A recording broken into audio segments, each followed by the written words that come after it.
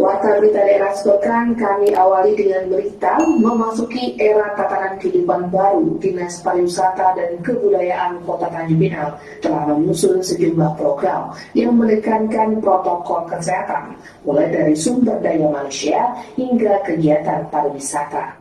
Penerapan new normal atau tatanan kehidupan baru oleh pemerintah Kota Tanjung Pinang juga akan disertai dengan dibukanya kembali tempat pariwisata yang ada di Kota Tanjung Pinang. Untuk itu, Kepala Dinas Pariwisata dan Kebudayaan Kota Tanjung Pinang Suryadi mengatakan pihaknya telah mempersiapkan beberapa program dengan standar protokol kesehatan yang ketat untuk meminimalisir penularan COVID-19.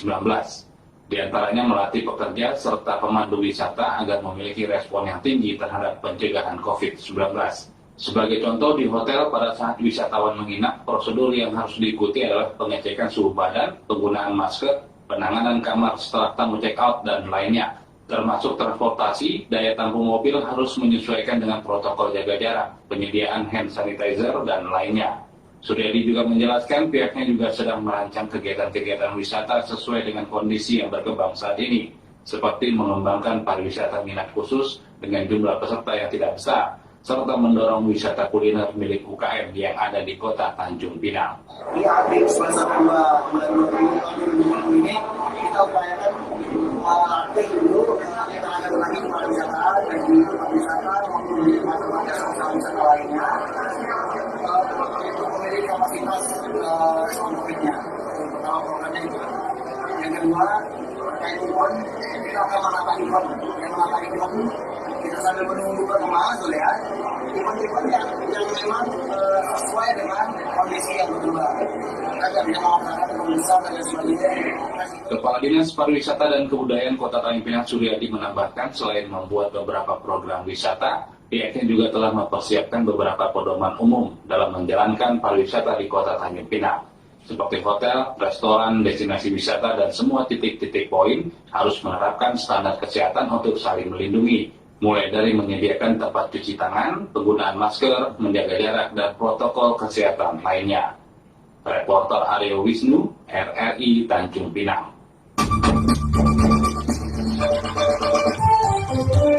Kapolres Tanjung Pinang AKBP Muhammad Iqbal menilai kesadaran dan kepedulian masyarakat akan pentingnya kebersihan dan kesehatan sangat penting untuk menjadikan kehidupan normal kembali seperti sedia kala. Beragam cara dilakukan jajaran Polres Tanjung Pinang untuk mengedukasi warga menjalani aktivitas keseharian pada tatanan kehidupan baru pasca pandemi virus COVID-19.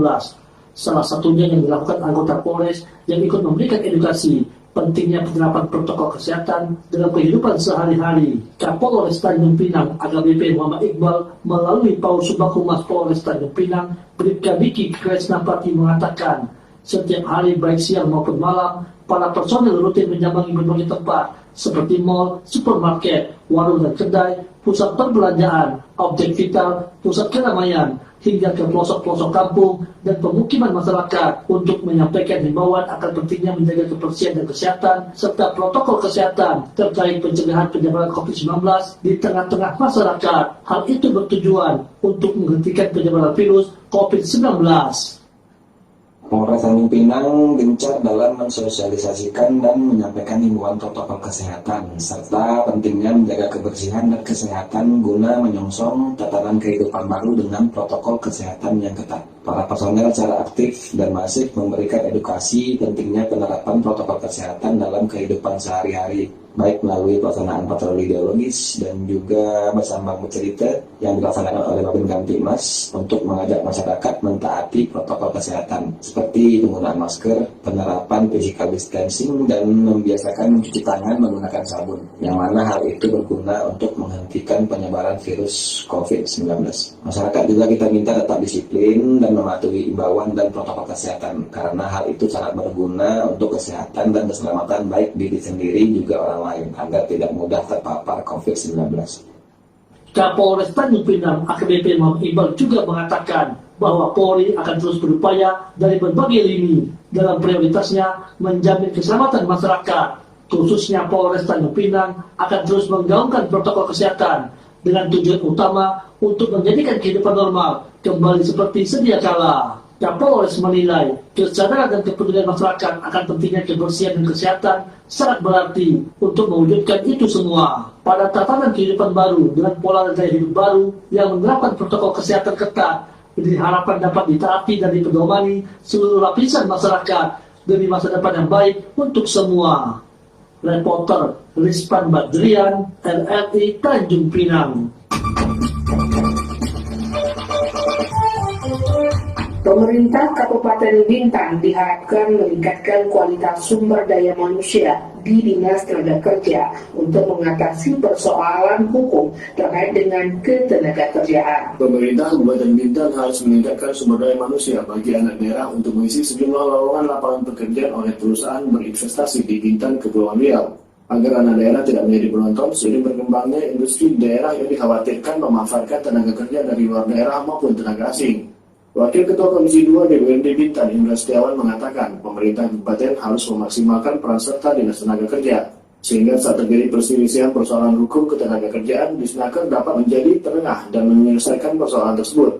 Kalau saya melihat sekarang ini kapasitas SDM yang ada di Disnaker Kabupaten Bintan itu belum maksimal, ya, sehingga begitu kita muncul konflik-konflik atau perselisihan ketenaga kerjaan, nah mulai kita bingung, nggak tahu gimana jalur. Makanya sampai saat ini hampir kita katakan dari banyaknya kasus-kasus yang terjadi mengenai ketenaga kerjaan di Bintan itu sangat minim yang bisa kita selesaikan. Ya, karena mungkin satu sisi kita kekurangan SDM. Nah, jangan sampai kita merekrut tenaga SDM itu juga yang tidak mengerti dan memahami mengenai konflik-konflik yang terjadi di antara ketenaga kerjaan ini. Wakil Ketua Komisi 2 DPRD Bintan, Indra Setiawan, menambahkan pemerintah daerah perlu meningkatkan SDM yang dimiliki Dinas Tenaga Kerja sebagai ujung tombak ketenaga kerjaan. Karena sejauh ini pemerintah kabupaten dinilai masih kurang memperhatikan dinas tersebut, khususnya dalam menciptakan lapangan kerja. Untuk mendukung ini, peran serta pemerintah daerah itu keseriusan daripada pemerintah daerah itu yang kita tunggu. Dalam arti kata, udah saatnya lah di Disnaker ini kita maksimalkan. Ya mungkin bisa juga kita support dengan kebutuhan anggarannya agar keberadaan di Disnaker ini betul-betul menjadi jantung dalam sisi kehidupan ketenaga kerjaan yang ada di Bintan. Yang paling tidak kita akan tegaskan kepada Disnaker ke depan itu tolong membuat sebuah program atau ciptakan sebuah program serta kegiatan yang nanti bisa mempersiapkan, hasilnya bisa melahirkan daripada anak-anak Bintan yang dulu tidak mempunyai kemampuan untuk menguasai lapangan pekerjaan yang ada di Bintan. Nah, ke depan bisa kita maksimalkan. Diberitakan sebelumnya, Indra Setiawan, politisi Partai PDIP Bintan ini menyambut baik dengan dibukanya lowongan pekerjaan oleh PT Bintan Alumina Indonesia. Diharapkan pemerintah Kabupaten Bintan melalui Dinas Tenaga Kerja untuk terus menjalin komunikasi yang baik dengan PT BAI. Pemkab Bintan diminta untuk mengusulkan ke perusahaan tersebut memprioritaskan anak daerah sebagai pekerja terkait dengan penerima tenaga kerja yang mencapai 20.000 orang.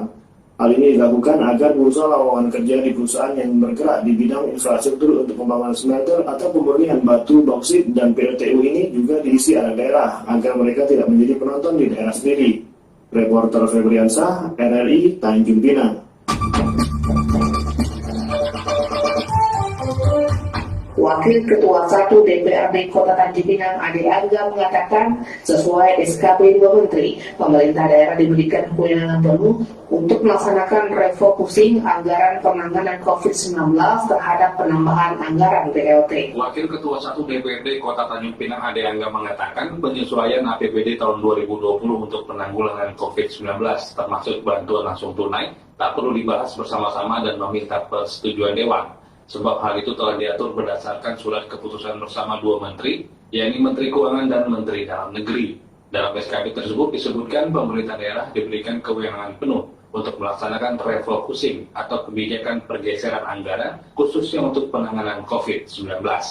Oleh karena itu, apabila terjadi kekurangan anggaran untuk membagikan bantuan langsung tunai kepada masyarakat yang terdampak COVID-19, DPRD mempersilahkan tim Kota Tanjung untuk menambah sendiri anggarannya sesuai dengan aturan yang telah ditetapkan.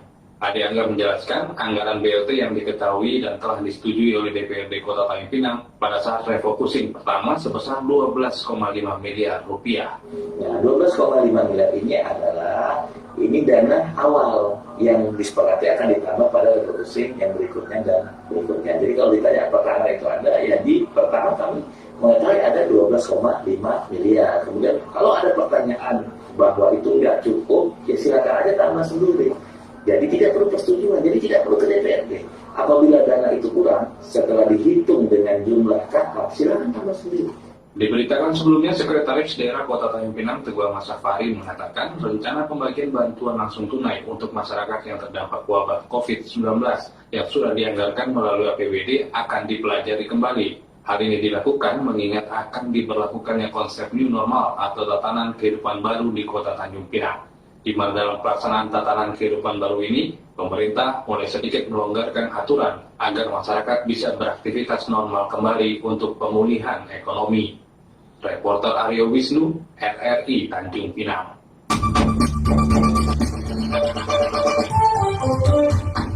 Wabah virus corona yang menghantam seluruh dunia membuat sektor perekonomian hancur dan juga terpuruk. Banyak dampak yang ditimbulkan dari wabah mematikan ini terhadap para pengusaha-pengusaha, termasuk juga para UKM-UKM yang ada di Provinsi Kepulauan Riau. Pemerintah Provinsi Kepulauan Riau akan memberikan suntikan dana kepada UKM-UKM yang usahanya mengalami kebangkrutan. Hal tersebut dikatakan oleh Sekretaris Daerah Provinsi Kepulauan Riau, Tunku Said Ali Fadila kepada RRI. Dijelaskannya juga bahwa saat ini pihaknya sedang melakukan pendataan terhadap UKM-UKM mana yang usahanya benar-benar terpuruk. Pendataan ini juga bekerjasama bersama Bank Indonesia dan juga Badan Pusat Statistik Provinsi Kepulauan Riau. Sekarang kita kan lagi tim ekonomi lagi bekerja, kita ingin melihat dampak ekonomi. Maka itu sekarang timnya di bawah pimpinan Pak Sarlison, kita bekerjasama dengan BI, BPS dan dampak ekonomi, dan nanti dari dinas koperasi melihat UKM mana yang paling parah yang tumbang itu dalam arti betul-betul tumbang atau 75% dia tumbang. Jadi nanti kalau memang kejadian itu, arahan Pak Dono, Pak Estianto, nanti kita akan berikan semacam suntikan atau dukungan dari anggaran yang memang sudah kita sediakan. Gitu. Lebih lanjut dikatakannya bahwa saat ini anggaran yang terserap untuk penanganan COVID-19, 60%-nya untuk pembelian alat-alat kesehatan yang dibutuhkan. Selain itu, anggaran itu digunakan untuk biaya perawatan pasien, baik pasien dalam pengawasan maupun pasien yang dinyatakan positif COVID-19.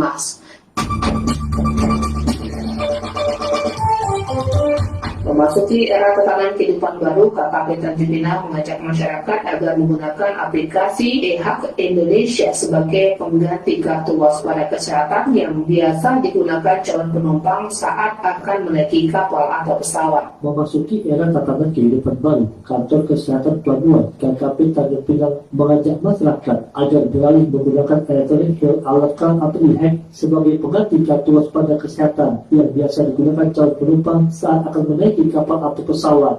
Kepala KKP Kota Tanjung Pinang Agus Jamaludin menjelaskan dalam rangka mendukung pemerintah dalam tatanan baru, pihaknya bekerja sama dengan gugus tugas percepatan penanganan COVID-19 Kepri memperkenalkan aplikasi e-Hak. Tujuan penggunaan aplikasi itu guna mempercepat pengiriman data, memberikan kemudahan bagi penumpang, serta mengurangi risiko penularan COVID-19 melalui kertas dan pena untuk calon penumpang dan petugas. Dalam rangka mendukung upaya pemerintah menuju tatanan kehidupan baru, tentu kita harus sambut baik. Namun demikian, perlu memperhatikan protokol kesehatan. Artinya, kebijakan pemerintah ini harus didukung oleh masyarakat, tidak meninggalkan anjuran kesehatan. Kalau itu dilakukan secara masif, insya Allah masalah penanganan COVID akan segera selesai. Gitu. Kita dari Kesehatan Pelabuhan, Kemenkes, melaunching EHAC. Jadi, kita nggak perlu lagi menggunakan kertas kuning, ya. Jadi elektronik health alert card. Jadi kartu kewaspadaan kesehatan dalam bentuk digital. Siapapun yang menggunakan Android ataupun iPhone, silakan download. Manfaatnya mengurangi resiko paparan penyebaran COVID-19 melalui kertas dan pulpen. Mempercepat pengiriman data. Karena data ini begitu di-entry langsung sampai Jakarta. Selanjutnya, manfaat lain penggunaan aplikasi itu. Jika terdapat orang yang masuk kategori pasien dalam pengawasan PDP dan orang dalam pemantauan ODP, maka dengan aplikasi akan mudah dilacak keberadaannya. Agus menjelaskan, saat ini Dinas Kesehatan Kepri Tanjung Pinang, Bintan Anambas, Natuna dan Lingga sedang mempersiapkan untuk mengajukan sebagai pengguna sehingga saat bepergian hanya mengisi data di aplikasi. Meski demikian, pihaknya tetap menggunakan kertas kuning untuk masyarakat yang tidak menggunakan Android, termasuk pengukuran suhu tubuh di pelabuhan dan bandara tetap dilaksanakan. Reporter Rizpan Badrian, RRI Tanjung Pinang.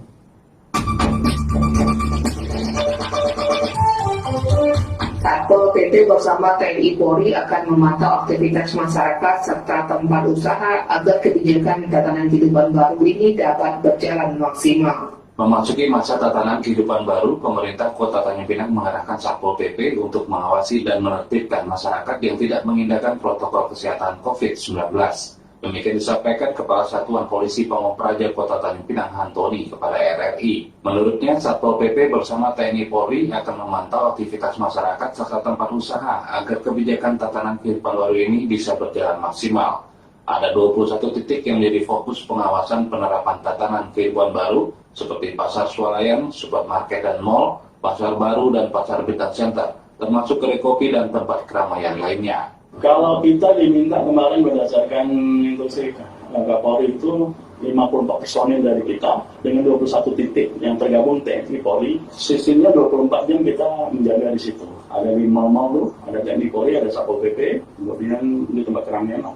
Yang jelas tujuan kita, sasaran kita itu tidak lain di tempat-tempat kerumunan ya, tempat-tempat kerumunan untuk membiasakan diri kepada masyarakat agar jangan melakukan kerumunan seperti itu. Ya salah satunya mungkin ada di pasar ya, pasar-pasar ya, karena kita ada dua nih, di center dan pasar baru itu kan. Yang alhamdulillah kan kita bisa lihat tuh 24 jam kan kita awasi juga dan kita jaga. Hantoni juga menjelaskan pihaknya akan melakukan penindakan jika ditemukan warga yang tidak menerapkan protokol kesehatan. Namun sebelum ditindak, terlebih dahulu akan diberikan pemahaman, sosialisasi, serta edukasi kepada masyarakat. Kita dalam, ini kan hari ini mulai setelah kita new normalnya, tentu kan kita punya nanti 14 hari, ya 14 hari mungkin tahap sosialisasi, ya mungkin nanti kedepannya lagi tahap mungkin peneguran, kedepannya lagi mungkin baru tahap tindakan. Gitu. Tapi kita terus melakukan edukasi kepada masyarakat. Kepala Satuan Polisi Pamong Praja Kota Tanjung Pinang Hantoni menambahkan selain mengawasi tempat-tempat keramaian, pihaknya juga melakukan patroli rutin berkeliling ke titik-titik yang rawan terjadi pelanggaran penerapan tatanan kehidupan baru di Kota Tanjung Pinang. Reporter Aryo Wisnu, RRI Tanjung Pinang. Juru bicara gugus tugas percepatan penanganan COVID-19 Bintan menghimbau masyarakat untuk mematuhi aturan protokol kesehatan di masa pandemi agar Bintan masuk kategori zona hijau dan bebas dari wabah virus corona. Kepala Dinas Kesehatan Kabupaten Bintan Gama F. Isnaini terus mengimbau masyarakat untuk selalu menjaga hidup bersih dalam rangka mencegah penyebaran wabah virus corona di Kabupaten Bintan, Kepulauan Riau.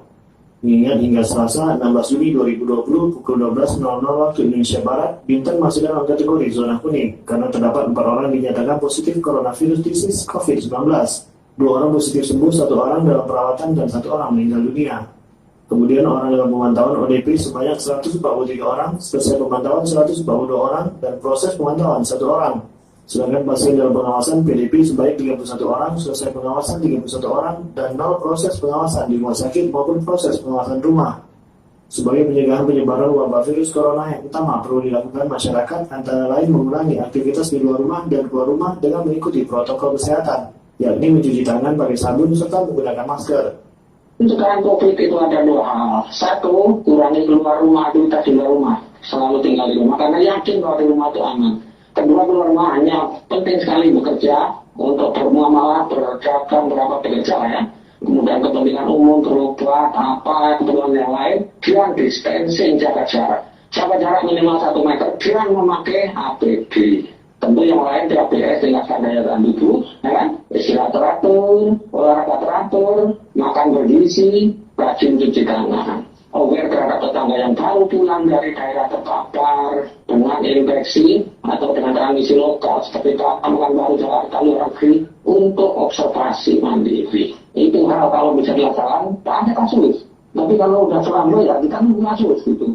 Juru bicara gugus tugas percepatan penanganan COVID-19 Bintan Gama F. Isnaini juga selaku Kepala Dinas Kesehatan Bintan menambahkan bahwa jumlah PDP yang meninggal sebanyak 6 orang dengan rincian 4 orang bukan karena COVID, penyakit penyerta seperti jantung, diabetes, dan paru-paru.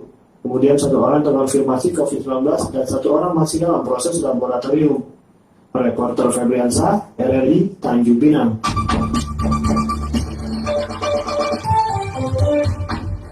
Banggar DPRD Provinsi Kepulauan Riau meminta kepada PLT Gubernur Kepri untuk segera memerintahkan Kepala OPD Kepri untuk segera menindaklanjuti rekomendasi BPK dan menyerahkan pengembalian keuangan ke kas daerah. Selain itu, Inspektorat diminta untuk mengawasi OPD terkait yang mendapatkan catatan dari BPK.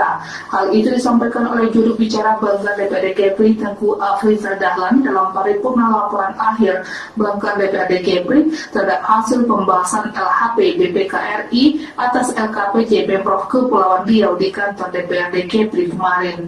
Politisi Partai Nasdem ini juga menyampaikan agar PLT Gubernur Kepulauan Riau memberikan sanksi kepada kepala OPD yang tidak menindaklanjuti hasil rekomendasi BPK. Selain itu juga pemerintah provinsi diminta untuk mengoptimalkan sumber-sumber daerah yang ada dengan menetapkan peraturan pungutan pajak daerah. Saudara PLT Gubernur Kepulauan Riau untuk memerintahkan Inspektorat Daerah Provinsi Kepulauan Riau untuk melakukan pengawasan terhadap penyelesaian tindak lanjut rekomendasi BPK ini dan melakukan hasil progres tindak lanjut BPK, memberikan teguran dan sanksi kepada kepala perangkat daerah dan pejabat pengelola keuangan pada perangkat daerah terkait sebagaimana tersebut dalam rekomendasi apabila tidak ditindaklanjuti atau belum ditindaklanjuti dan atau tidak menyelesaikan tindak lanjut sampai dengan batas waktu yang ditentukan dalam ketentuan perundang-undangan. Menetapkan peraturan gubernur tentang petunjuk pelaksanaan pungutan retribusi jasa laku dan retribusi penggunaan perayaan pada sektor perhubungan di Provinsi Kepulauan Riau dengan berdasarkan pada peraturan perundang-undangan terkait dan berpedoman pada peraturan daerah terkait. Lebih lanjut, Wakil Ketua 2 DPRD Kepri juga meminta Pemprov Kepri diminta untuk menyelesaikan permasalahan aset yang masih menjadi PR dengan membentuk tim penyelesaian aset yang terencana dan memiliki target hingga 0 aset. Selain itu, menghapus aset yang sesuai dengan aturan perundang-undangan serta melegalitaskan aset-aset baik itu tanah dan lain-lainnya agar memiliki kekuatan hukum. Sebanyak 114 keluarga Anambas yang hendak pulang ke Kabupaten Kepulauan Anambas terlebih dahulu dilakukan pemeriksaan kesehatan tidak terpapar COVID-19 dengan menggunakan metode rapid test. Sebanyak 114 warga Kabupaten Kepulauan Anambas yang berada di kota Tanjung Pinang yang hendak pulang ke Kabupaten Kepulauan Anambas terlebih dahulu dilakukan pemeriksaan kesehatan menggunakan rapid test. Pemeriksaan tersebut dilakukan oleh Dinas Kesehatan Kabupaten Kepulauan Anambas bekerjasama dengan Kantor Kesehatan Pelabuhan Tanjung Pinang. Kepala Kantor Kesehatan Pelabuhan Tanjung Pinang, Agus Jamaludin menjelaskan, setelah koordinasi bersama Pemkab Kabupaten Kepulauan Anambas terkait rencana pemulangan warganya yang ada di Kota Tanjung Pinang, Anambas harus melindungi diri dari ancaman faktor resiko penularan COVID-19 yang kemungkinan terbawa oleh warganya saat kembali ke Anambas.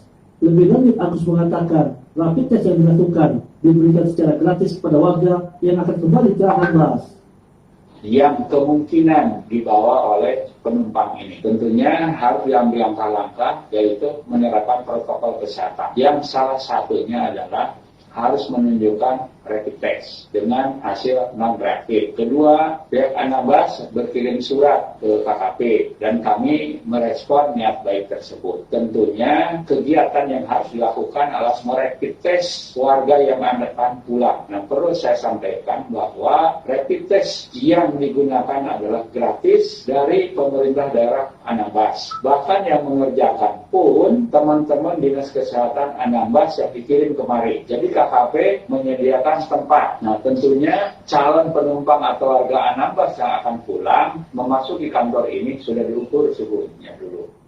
Untuk rencana pemulangan itu akan dilakukan selama 2 minggu. Dalam 1 minggu terdapat 2 kali perjalanan ke Pulau Anambas dengan kapasitas kapal 70% dari kapasitas angkutan kapal sesuai dengan protokol kesehatan. Agus juga mengatakan saat ini hanya pemerintah Kabupaten Kepulauan Anambas yang meminta warganya untuk dilakukan pemeriksaan dan sementara untuk kabupaten yang lain seperti Pemkab Natuna belum ada konfirmasi. Pihaknya juga menyambut baik permintaan Pemkab Anambas untuk memfasilitasi penyediaan tempat dilakukannya rapid test. Hal ini juga membantu pemerintah dalam memutus penyebaran virus COVID-19.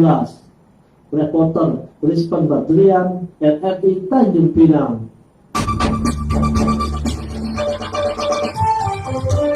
Hasil penelitian ilmiah terhadap pemikiran pahlawan nasional bidang bahasa asal Kepulauan Riau Raja Ali Haji melalui karya-karya sastra yang dihasilkannya di masa lampau berisi nilai dapat menjadi sumber pendidikan dalam membangun generasi bangsa yang berbudi pekerti luhur atau berkarakter. Pemikiran pahlawan nasional bidang bahasa asal Kepulauan Riau Raja Ali Haji yang dituangkan ke dalam sejumlah karya sastra setelah digali ternyata memuat panduan dalam membangun generasi bangsa berbudi pekerti luhur atau dalam istilah sekarang generasi berkarakter. Hal tersebut berdasarkan penelitian ilmiah yang dilakukan oleh Asosiat Profesor Abdul Malik MPD Dekan Fakultas Ilmu Keguruan dan Ilmu Pendidikan Universitas Maritim Raja Ali Haji Umrah Tanjung Pinang, termasuk penggalian dari karya sastra yang paling terkenal yakni Gurindam 12. Menurut Abdul Malik, dari 5 karya sastra yang ditulis oleh Raja Ali Haji sebagai karya sastra klasik antara lain memuat 19 nilai karakter terhadap diri sendiri, 14 nilai karakter terhadap keluarga, dan 21 karakter terhadap masyarakat. Hasil penelitian Abdul Malik ini pernah dipaparkan dalam seminar daring atau webinar nasional belum lama ini. Karya bukan 5 karya nasional, karena 20 ini karya pertama Raja Haji dari beliau pada tahun 1845 atau 1846. Yang kedua yang paling terkenal mungkin Gurindam 12 1847. Ketiga Kemaran 25 yang karya dalam bidang pemerintahan tentunya, tapi ada karya sastra bidang atau politik. Kemudian Tumpahan Hati ini adalah sastra sejarah. Kemudian Bulan Malam Ketika Alam ini adalah karya sastra politik. Nah, nilai-nilai karakter itu dihubungkan nilai yang berkaitan dengan hubungan manusia dengan diri kita sendiri, kemudian dengan keluarga, dengan masyarakat. Dalam semua karya klasik, termasuk karya Raja Haji, kita dapat juga melihat tujuan hukuman yang ada. Kegiatan seminar daring yang digelar FKIP Umrah tersebut diikuti oleh ribuan peserta baik dari dalam maupun mancanegara, diantaranya Malaysia dan Australia. Ketua Program Studi Pendidikan Bahasa dan Sastra Indonesia FKIP Umrah Ahada Wahyusari menjelaskan, selain dekan FKIP Umrah, kegiatan webinar juga menghadirkan 2 narasumber lain, yakni Insinyur Hendarman MSc PhD, Kepala Pusat Penguatan Karakter Kemendikbud RI, dan Profesor Dr. Hasanuddin W.S. Hum, Guru Besar Universitas Negeri Padang. Reporter Agus Santika, RRI Tanjung Pinang. Panitia pemungutan suara Kabupaten Bintan yang baru dilantik diharapkan memahami tugas pokok dan fungsinya masing-masing demi menyukseskan Pilkada serentak tahun 2020. Komisi Pemilihan Umum Kabupaten Bintan melantik sebanyak 193 orang panitia pemungutan suara PPS secara serentak Senin 15 Juni 2020. Meski masa pandemi virus corona tidak menyurutkan penyelenggara pemilu untuk melaksanakan sejumlah tahapan pelaksanaan pemilihan kepala daerah serentak pada 9 Desember 2020. Divisi Data dan Program KPU Bintan Haris Dewan menjelaskan, pelantikan anggota PPS ini juga mengikuti protokol kesehatan dengan memperhatikan physical distancing. Di antaranya, membagi sebanyak 20 orang terbagi dalam beberapa sesi. Kemudian KPU juga bekerjasama dengan Dinas Kesehatan melalui puskesmas di masing-masing kecamatan untuk melaksanakan protokol kesehatan. Terkait dengan pelantikan ini ketat. Pertama-tama kita sudah sampaikan ini koordinasi minta bantuan dukungan kepada gugus tugas dalam hal ini Dinas Kesehatan.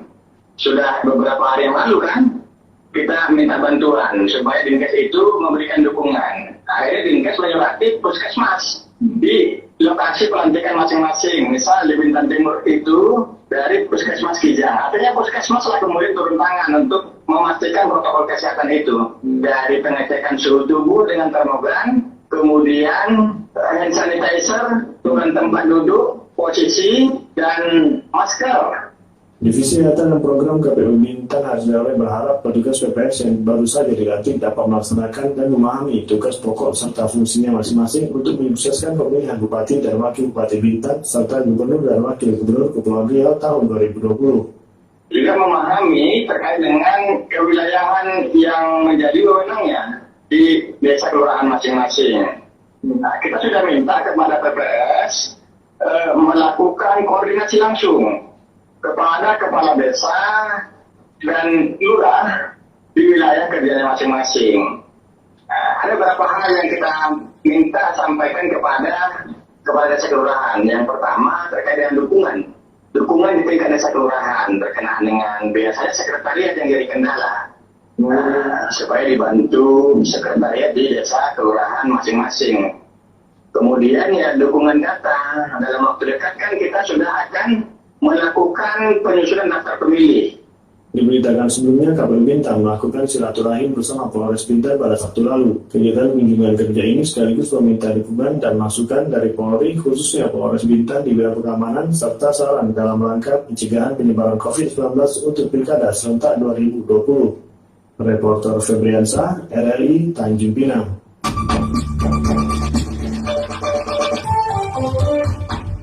Pelaksanaan musabaqah tilawat Al-Quran ke-8 tingkat Provinsi Kepulauan Riau dijadwalkan akan dilaksanakan pada bulan Oktober mendatang. Sekretaris Daerah Provinsi Kepulauan Riau Tengku Said Arif Fadilah mengatakan bahwa pelaksanaan MTQ tingkat nasional yang digelar di Sumatera Barat dijadwalkan akan dilakukan pada bulan November 2020. Sehingga sebulan sebelum pelaksanaan MTQ nasional, maka masih ada waktu bagi Kepri untuk menggelar MTQ tingkat provinsi. Dijelaskannya juga bahwa pelaksanaan MTQ tingkat provinsi sedianya dijadwalkan pada 11 hingga 17 April tahun 2020. Namun akibat pandemi wabah COVID-19, pelaksanaan agenda tahunan itu ditunda pada 13 hingga 19 Juni 2020.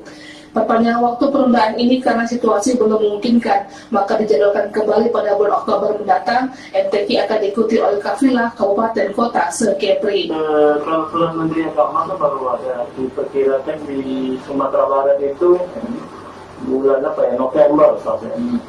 Jadi kalau dia November, ya kita di bawah itu ya Oktober mungkin. Jadi kita sudah datangkan sudah Oktober. Kita yang itu sebulan sebelum punya pusat sekali selagi Kementerian Agama mengeluarkan MTQ itu jadi tetap laksanakan, kita juga laksanakan. Jadi kita sudah serahkan juga ke kabupaten kota. Jadi perkiraan Oktober, ada sekitar 9 Oktober.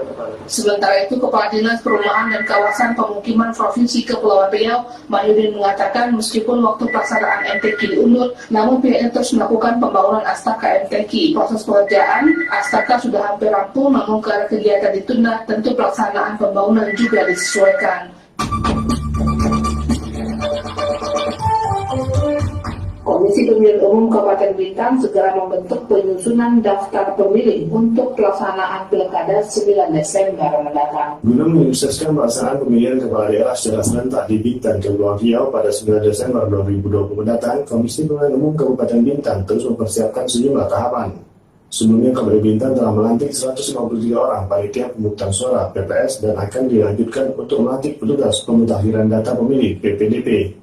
Hal ini dilakukan untuk mempersiapkan penyusunan daftar pemilih masyarakat yang berhak untuk menggunakan hak pilihnya saat Pilkada Gubernur dan Wakil Gubernur Kepulauan Riau serta Bupati dan Wakil Bupati Bintan tahun 2020. Divisi Data dan Program KPU Bintan Hasdaulai mengatakan penyusunan daftar pemilih ini sangat penting dan untuk segera ditindaklanjuti PPDP. Karena PPDP memiliki peran penting dalam proses pencocokan dan pemilihan atau coklit data pemilih untuk menentukan daftar pemilih tetap atau DPT. Diharapkan petugas PPDP harus bekerja dengan baik dan sesuai prosedur, serta mendapat dukungan pendataan dari kelurahan maupun kantor desa agar tidak terjadi permasalahan data pemilih di kemudian hari.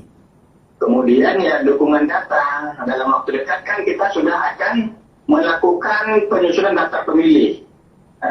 Dan juga dukungan terkait dengan pembentukan PPDP. Jadi 24 Juni nanti kita sudah mulai membentuk petugas pemutakhiran data pemilih. Ini wilayah kerjanya PPS. Tahapan selanjutnya yaitu yang pertama terkait dengan penyusunan daftar pemilih. Kalau sosialisasi sudah jalan ya dari kemarin ya, sudah mulai walaupun kemudian kita menyesuaikan terkait dengan teknis-teknis sosialisasi itu.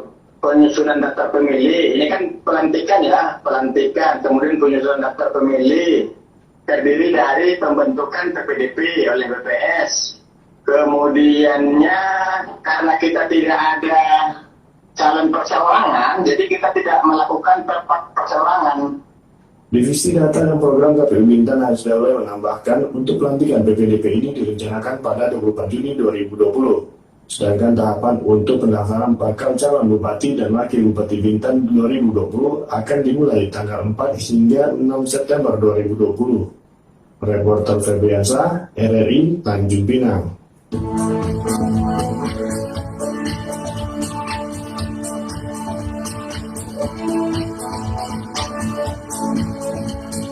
Demikian pendengar warta berita daerah sepekan untuk edisi minggu ini, mewakili keluarga kerja yang bertugas, saya Erla Fitra Yusani mengucapkan terima kasih. Selamat pagi dan sampai jumpa.